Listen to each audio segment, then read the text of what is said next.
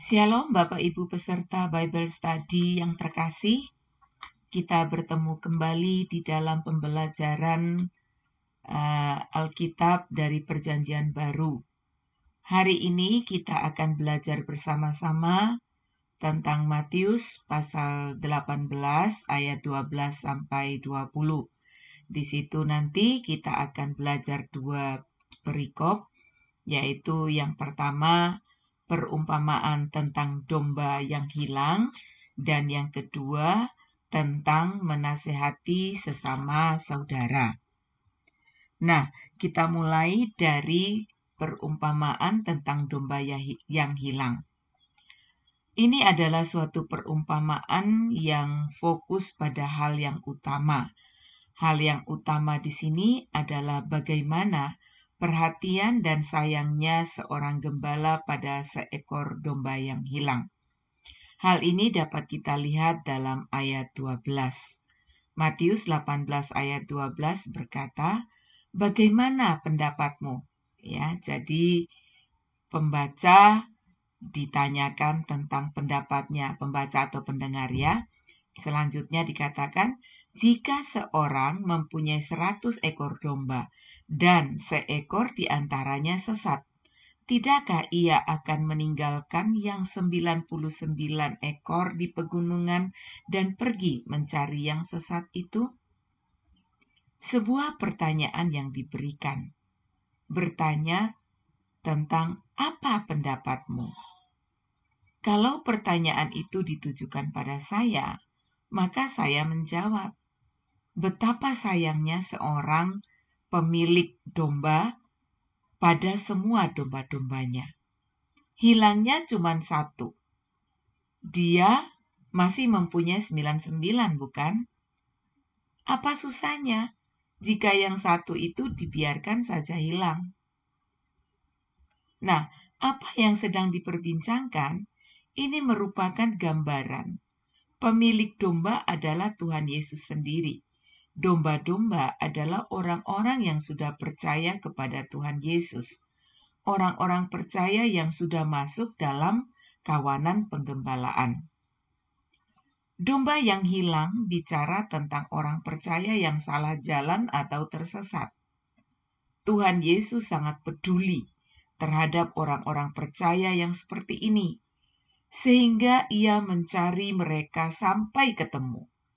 Artinya, Tuhan Yesus tidak menghendaki seorang pun dari orang yang percaya kepadanya sesat atau terhilang atau meninggalkan keselamatan. Makanya dia mencari sampai ketemu. Ini ada hubungannya dengan ayat 11 yang sudah kita bicarakan sebelumnya, yang berkata, ya saya bacakan Matius 18 ayat 11, karena anak manusia datang untuk menyelamatkan yang hilang. Inilah visi hidupnya Tuhan Yesus. Kemudian muncul pertanyaan, dan saya harapkan dua pertanyaan ini nanti akan kita bahas dalam grup diskusi di grup WhatsApp.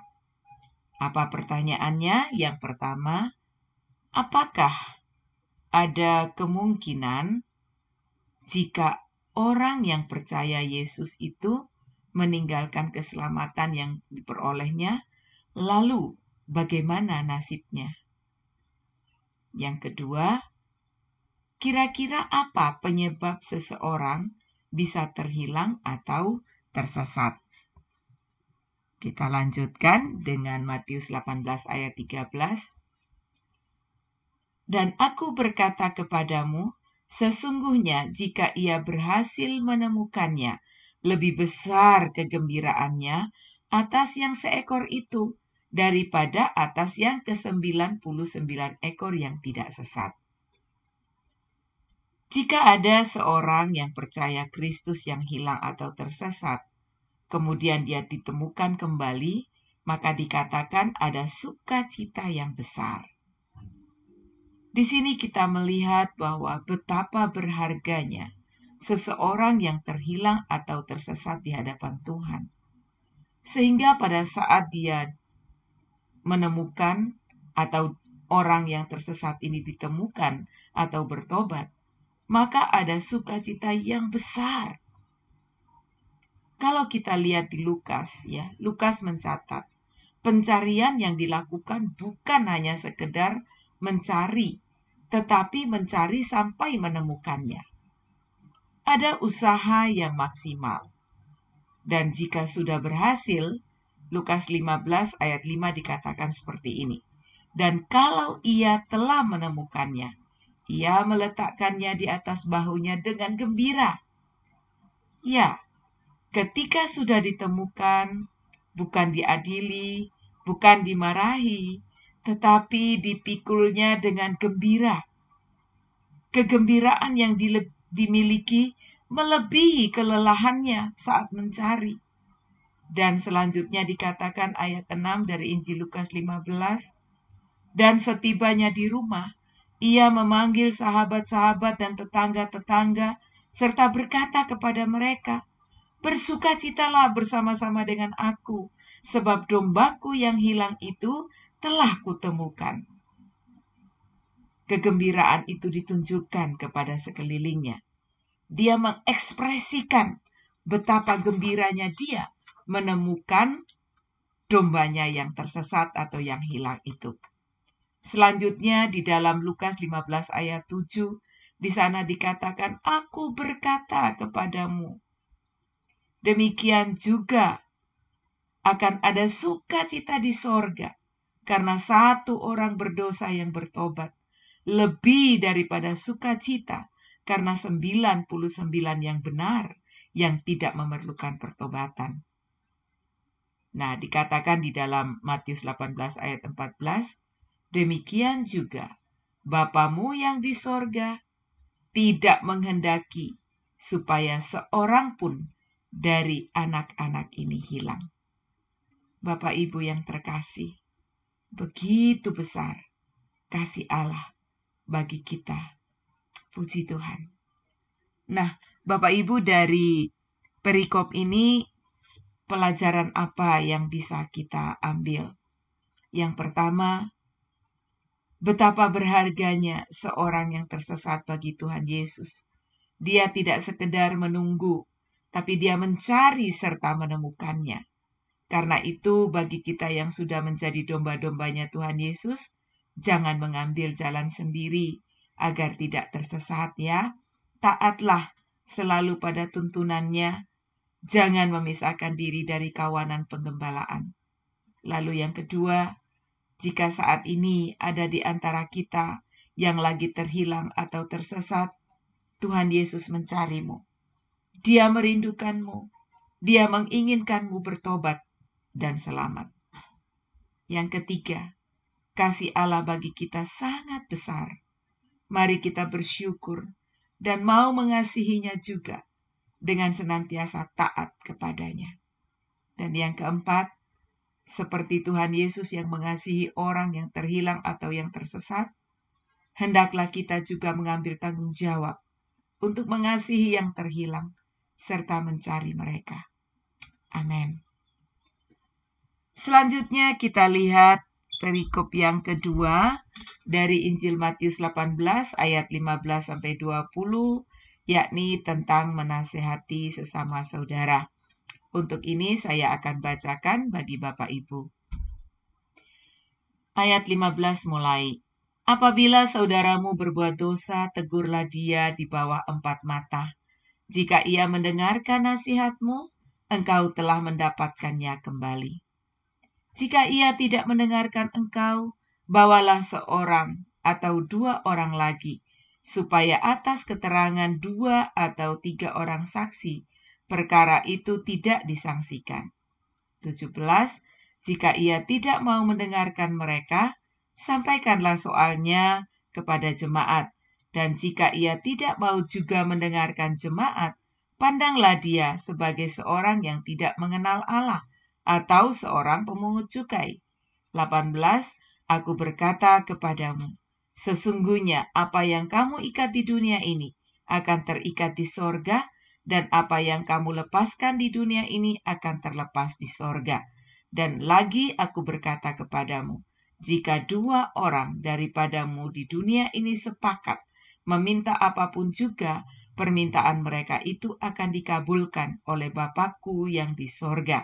Ayat 20, sebab di mana 2 atau 3 orang berkumpul dalam namaku, di situ aku ada di tengah-tengah mereka. Amin. Untuk perikop ini hanya ada di dalam Injil Matius saja. Dan perikop ini mengajarkan cara untuk menegur dosa saudara seiman. Nah, dosa yang bagaimana? Dalam bahasa Inggris dikatakan, if your brother sins against you, yang artinya jika saudaramu berdosa terhadapmu. Jadi dosa yang dilakukan adalah dosa yang bersifat individual, bukan umum.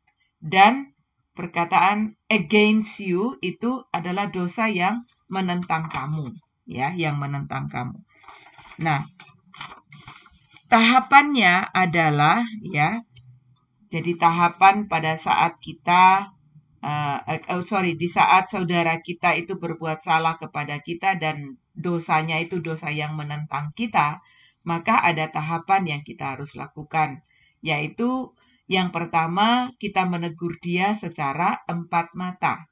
Ya, secara 4 mata. Tadi dikatakan di dalam ayat 15, ya, dikatakan apabila saudaramu berbuat dosa, tegurlah dia di bawah 4 mata. Jika ia mendengarkan nasihatmu, engkau telah mendapatnya kembali. Jadi selesai sampai di situ. Kalau dia sudah bertobat, ya udah selesai. Tapi kalau masih ngeyel, artinya dia tidak mau mendengar, ya, maka langkah selanjutnya adalah mengajak 2 atau 3 orang untuk menjadi saksi tentang peneguran yang dilakukan. Ya, jadi sebetulnya 2 atau 3 orang ini dia tidak tahu tentang dosa atau kesalahan yang dilakukan oleh saudara tersebut. Tetapi karena dia tidak mau ditegur, maka langkah yang kedua tadi ngajak orang lain, ya, untuk mendengarkan peneguran itu, ya, supaya mereka bisa menyaksikannya juga. Lalu kalau masih tetap tidak mau mendengarkan, langkah yang ketiga adalah menyampaikannya kepada jemaat, ya, menyampaikannya kepada jemaat. Nah, nanti ini kalau dia juga tidak mau mendengarkan, akibatnya adalah ada disiplin gereja yang akan dilakukan terhadap orang itu. Nah, itulah langkah-langkahnya, ya. Lalu yang berikutnya adalah apa sih sebetulnya tujuan daripada peneguran itu? Nah, peneguran itu diberikan sebetulnya dengan tujuan supaya orang ini bertobat, ya. Nah, pertobatan, tujuan akhirnya itu adalah pertobatan. Nah, jika pertobatan tidak terjadi, ya, maka orang yang berbuat dosa ini, Alkitab berkata, ya dianggap aja sebagai orang yang tidak mengenal Allah atau pemungut cukai, seperti itu. Lalu ayat 18, ya, dikatakan, aku berkata kepadamu, sesungguhnya apa yang kamu ikat di dunia ini akan terikat di surga, dan apa yang kamu lepaskan di dunia ini akan terlepas di surga.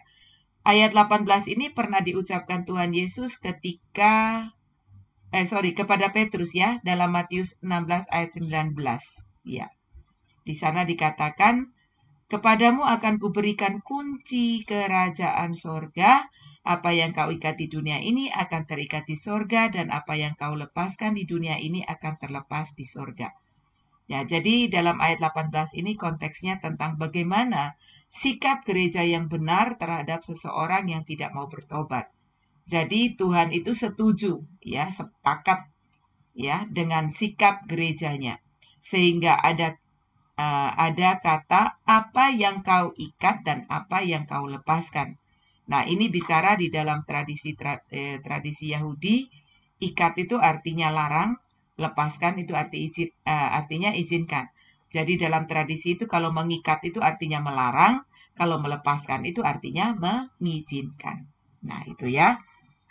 Nah, selanjutnya di dalam ayat 19, ini berbicara tentang permintaan yang sesuai dengan kehendak Tuhan atau yang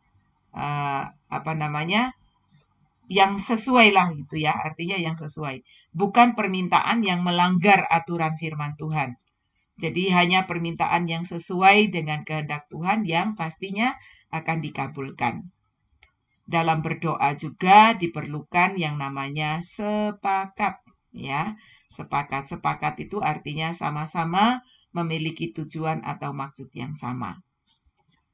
Lalu di dalam ayat 20 ya dikatakan, sebab di mana 2 atau 3 orang berkumpul dalam namaku, di situ aku ada di tengah-tengah mereka. Ayat 20 menyatakan bagaimana Tuhan hadir dalam sebuah persekutuan, ya, yang dihadiri oleh 2 atau 3 orang saja, tetapi mereka melakukan persekutuan ini dalam nama Yesus. Artinya, orang-orang yang berkumpul ini punya hubungan pribadi dengan Tuhan Yesus. Jadi bukan perkumpulan orang percaya tanpa hubungan pribadi dengan Tuhan Yesus. Sekedar kumpul lalu doa pakai nama Yesus. Bukan itu maksudnya ya. Nah, muncul sebuah pertanyaan. Bagaimana membedakan persekutuan yang benar-benar dalam nama Yesus atau tidak? Nah, ini nanti juga kita akan bahas dalam diskusi grup kita. Nah, Bapak Ibu yang dikasihi Tuhan, pembelajaran apa yang bisa kita terima, yang kita dapatkan dari perikop ini? Yang pertama, jika ada yang berbuat dosa terhadap kita, harus diselesaikan sampai tuntas. Lalu yang kedua, peneguran itu diberikan dengan tujuan supaya bertobat. Dalam hal pemberian sanksi oleh gereja kepada yang tidak mau bertobat, nah ini disetujui oleh Tuhan. Tentu saja ya, setelah melakukan peneguran maksudnya, tapi dia tetap ngeyel. Lalu yang keempat, milikilah hubungan pribadi dengan Tuhan Yesus, agar ketika kita bersekutu, dia hadir dalam persekutuan tersebut. Ini yang bisa saya sampaikan bagi Bapak Ibu. Sampai jumpa nanti dengan 3 pertanyaan ya, 2 di dalam perikop yang pertama tadi dan 1 di dalam perikop ini. Sampai jumpa di dalam grup diskusi kita pada pukul 19.00. Tuhan Yesus memberkati.